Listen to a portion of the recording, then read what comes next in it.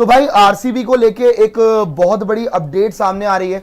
आप एक एक करके ग्राफिक भी दिखा दीजिएगा, क्योंकि जो अपडेट आपको बता दें कि एग्जैक्टली क्या आ रहा है कि the central administrative tribunal CAT has held royal Challengers Bengaluru RCB responsible for the Chinnaswamy cricket stadium stampede, saying that it held the gathering without necessary permits. सबसे बड़ी अपडेट इस वक्त की। पीछे जाइए, आपको पहले बता देते हैं कि एग्जैक्टली पीछे जाइए वापस से।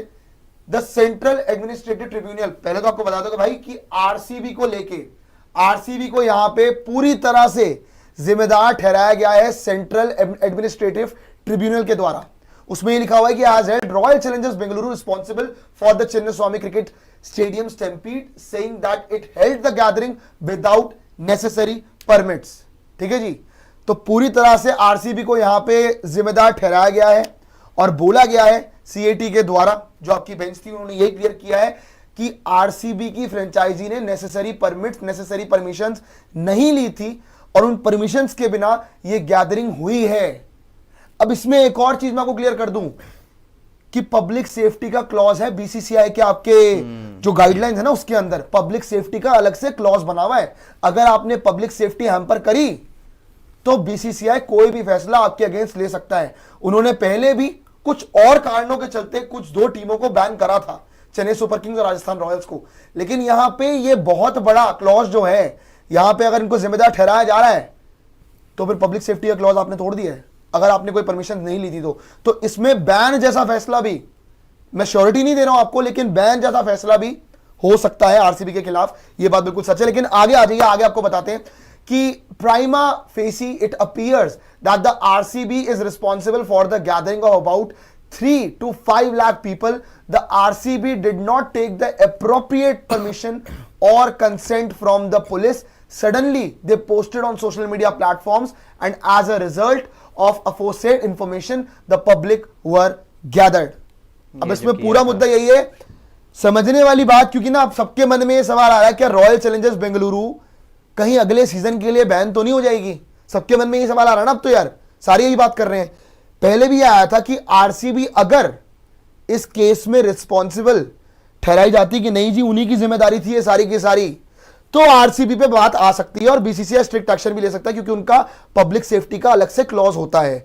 अगर उसमें आरसीबी की फ्रेंचाइजी का सवाल आया तो फिर वो बैन भी हो सकते हैं। कोई बड़ी बात नहीं कि BCCI एक्शन ले ले आरसीबी के अगेंस्ट, है ना। तो अब यहां पे तो CAT ने तो क्लियर कह दिया है, उनकी बेंच ने तो क्लियर कर दिया है कि इन्होंने नेसेसरी परमिशंस नहीं ली थी, जिस वजह से आपका स्टैम्पीड हो गया। सोशल मीडिया पे पोस्ट डाल दी जिसकी वजह से लोग गैदर हो गए।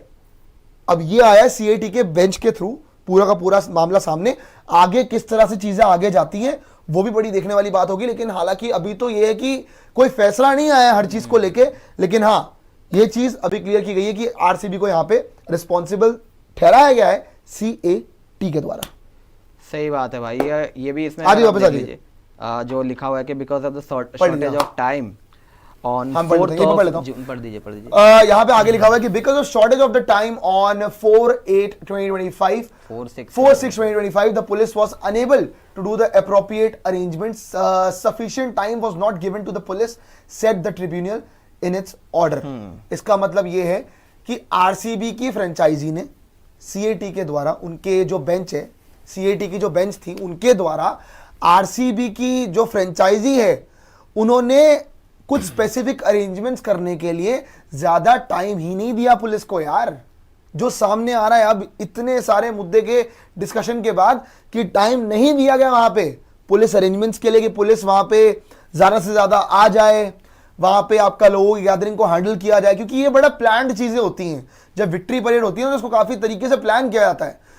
तो यही आ रही चीज सामने कि आरसीबी ने वो प्लान करने का समय ही नहीं दिया, आरसीबी के फ्रेंचाइजी ने प्लान करने का समय नहीं दिया। CAT के रिजल्ट के जो उन्होंने बोला है, जो उनका से है, उन्होंने तो ये बोला कि समय नहीं दिया गया, तो उनकी तरफ से तो आरसीबी इस मुद्दे पे पूरी तरह से रिस्पॉन्सिबल है। अब इसके बाद आगे क्या होगा बेरी जी मैं आपसे जानना चाहूंगा। देखो ये चीजें ना कोर्ट में चल रही हैं, पहले भी हमने बताया था कि कोर्ट में काफी केस चल रहा है, इवन सीआईडी भी इसका फैसला पूरा वो सुनवाई कर रही थी, मैंने बताया था अभी तो सीएटी का है, नहीं सीएटी ने सीआईडी इसकी जांच कर रही थी मामले की, कई बार वो स्टेडियम भी गए थे, सारा पूरा मुआयना किया था वहां का, किस तरीके से स्टैम्पेड हुआ था, किस तरीके से लोगों की जान गई थी। लेकिन अब क्योंकि देखो पार्टी तो आप बने हुए, फ्रेंचाइजी पार्टी है इसमें, फ्रेंचाइजी अपना हाथ पीछे नहीं, पल्ला नहीं झाड़ सकती कि हम इसमें थे नहीं, क्योंकि देखो विक्ट्री परेड आपकी थी, आपके खिलाड़ी वहां पहुंचे थे, आपकी फ्रेंचाइजी ने पूरा पुलिस को बोला। और जो चीज सीएटी ने कही है, पुलिस शुरुआत से ही ये चीज कह रही है कि हमारे पास शॉर्ट टाइम था, हमने टाइम मांगा था, लेकिन बड़ा शॉर्ट पीरियड पे हमें बोला गया कि करना है। और इसमें मैं ये नहीं कह रहा फ्रेंचाइजी की है, गवर्नमेंट ने भी बोला था, सरकार ने भी कहा था चलिए ठीक है, सरकार की तरफ से भी कुछ ना कुछ आया था, और कर्नाटक स्टेट क्रिकेट एसोसिएशन का भी इसमें कुछ ना कुछ हाथ था। हालांकि बाद में सबने पल्ला झाड़ा था, सारे सरकार के ऊपर वो जा रहे थे कि गवर्नमेंट ने करवाया, गवर्नमेंट ने किया, वहां पे गवर्नर को भी बुलाया गया था, फिर उनके सीएम जो है वो भी बयान देते हैं, स्टेटमेंट देते हैं। यार देखो पॉलिटिकल टीम को आप रिसीव करने गए थे, वो तो एक तरीके से पॉलिटिकल एक्टिविटी थी, वो सारे लोग शामिल थे, सारी चीजें मान ली। लेकिन कुल मिला के इनकी गलती क्या निकली, फ्रेंचाइजी की गलती क्या निकली, जो हम उस समय भी चर्चा कर रहे थे कि इन्होंने जो एक पोस्ट कर दिया था, जो पोस्ट कर दिया था कि हमारी विक्ट्री परेड होने वाली है पहले, क्योंकि बहुत ज्यादा कंफ्यूजन क्रिएट हो रखा था कि होगी या नहीं होगी। हम दिन भर हम खुद ही लगे रहे थे, पहले हम बता रहे थे होगी, फिर खबर आती नहीं होगी, फिर हमने शाम को बताया होगी, आरसीबी ने पोस्ट कर दिया है, और बकायदा नीचे लिखा जाता है फ्री एंट्री, फ्री पासेस के लिए भी बोला गया भाई। और मुझे लगता है ये एक बहुत बड़ी वजह थी, भगदड़ वहां पे मची, क्योंकि लोगों को मार्केटिंग की वजह से ना आरसीबी फंस गई है इसमें, सिंपल सी बात है। बिकॉज वो उस दिन भी जब वो चीजें हुई थी कि यार ये इन्होंने करना है, सेलिब्रेशन होना है, बेंगलुरु के अंदर करेंगे, परेड होगा, और फिर बाद में था कि पुलिस ने तो वैसे ही पहले ही बोल दिया कि भाई इस टाइम पे इतनी जल्दी इतने शॉर्ट नोटिस पे तो हम आपको सिक्योरिटी प्रोवाइड नहीं कर सकते, जो कि पुलिस की तरफ से उनका वर्जन आया था उस दौरान जब ये सारी चीजें हुई थी कि हमने तो पहले ही बोल दिया था। अब गवर्नमेंट ने क्लियरेंस दी या आरसीबी की तरफ से हुआ या आरसीबी आपको एक और चीज बताया था, इन्होंने जो वो मार्केटिंग स्ट्रेटेजी के तहत वो जो पोस्ट कर दिया ना, वो गलत हो गया। इसमें मैं आपको एक और चीज बता देता हूं, एक और चीज बड़ी सामने आ रही है कि आरसीबी को यहां पे जिम्मेदार ठहराया गया है और पुलिस को क्यों नहीं, पुलिस अरेंजमेंट्स को क्यों नहीं।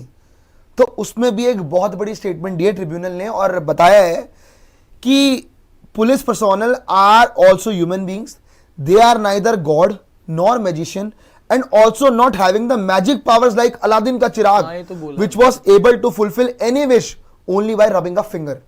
मतलब उन्होंने ये बोला, बेसिकली ये बोला ट्रिब्यूनल ने कि पुलिस के पास कोई अलादीन का चिराग नहीं है, कोई पुलिस वाले आपके मैजिशियन नहीं है कि आप बोलोगे और 12 घंटे, बाय द वे 12 घंटे का टाइम दिया आरसीबी के फ्रेंचाइजी ने, तो रिपोर्टेडली आ रहा है 12 घंटे का टाइम दिया आपने अरेंजमेंट्स करने के लिए कि आपने बोला और काम हो गया।